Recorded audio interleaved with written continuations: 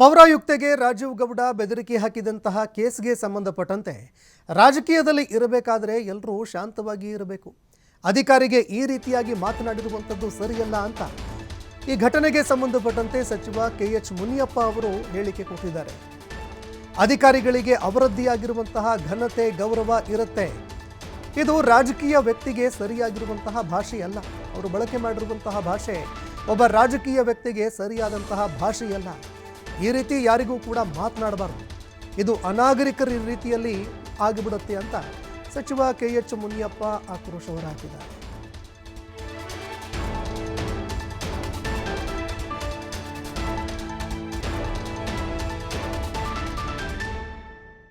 ಸೌಮ್ಯ ಸ್ವಭಾವದವರು ನನ್ನ ಜೊತೆಯಲ್ಲಿ ಸುಮಾರು 10 ವರ್ಷ ಹತ್ತತ್ರ ಇದ್ದಾರೆ. ಇಂಥ ಎಮೋಷನ್ ಆಗಬಾರ್ದಾಗಿದೆ.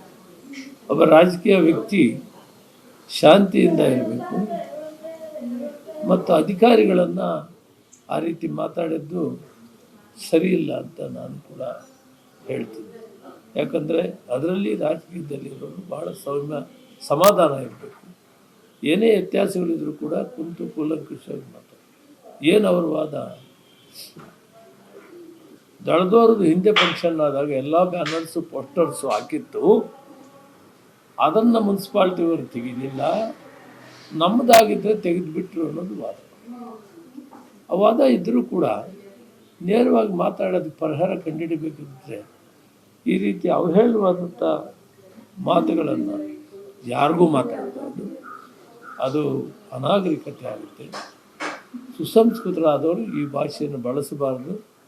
ಅವರಿಗೆ ನನಗೆ ಸಿಕ್ಕಲಿಲ್ಲ, ಬುದ್ಧಿ ಹೇಳ್ತೀನಿ, ಅದು ಯಾವತ್ತೂ ಆಗಬಾರ್ದು. ಈಗಾಗಲೇ ಕ್ಷಮೆ ಕೇಳಿದ್ದಾರೆ. ಇದನ್ನು ಯಾವತ್ತೂ ಯಾವ ಕಾಲದಲ್ಲಿ ಮಾತಾಡಬಾರ್ದು. ಒಬ್ಬ ಜನಪ್ರತಿನಿಧಿ ಆಗುವಂಥ ವ್ಯಕ್ತಿ ತನ್ನದೇ ಆದಂಥ ಗುಣ, ನಡತೆ, ನೀತಿಗಳನ್ನು ಬೆಳೆಸ್ಕೋಬೇಕಾಗುತ್ತೆ.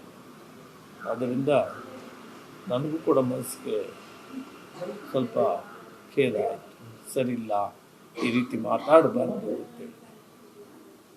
ಬಟ್ ಹಿನ್ನೆಲೆಯನ್ನು ನೋಡಿದಾಗ ಯಾಕೆ ಈ ರೀತಿ ಆಯಿತು ಅಂದರೆ, ಅವರ ಅಭಿಪ್ರಾಯದಲ್ಲಿ ನಾನು ವಿಚಾರ ಮಾಡಿದಾಗ ಅಲ್ಲಿನ ಕಾರ್ಯಕರ್ತರು ನಡೆದ ಎಲ್ಲ ಪೋಸ್ಟರ್ಸು ಬ್ಯಾನರ್ಸನ್ನು ಆ ತೆಗಿತಾ ಇಲ್ಲ, ಕಮಿಷನರ್ ಅವರು ನಮ್ಮದು ತೆಗೆದಿದ್ದಾರೆ ಅನ್ನೋದಕ್ಕೆ ಕಾರಣ ಬಂದಿದೆ ಅಂತ ಅವ್ರು ಹೇಳ್ತಾರೆ. ನಾನು ಹೇಳಿದ್ದೆ ಉಸ್ತುವಾರಿ ಸಚಿವರಿಗೆ ಹೇಳ್ಬೇಕಾಯಿತು,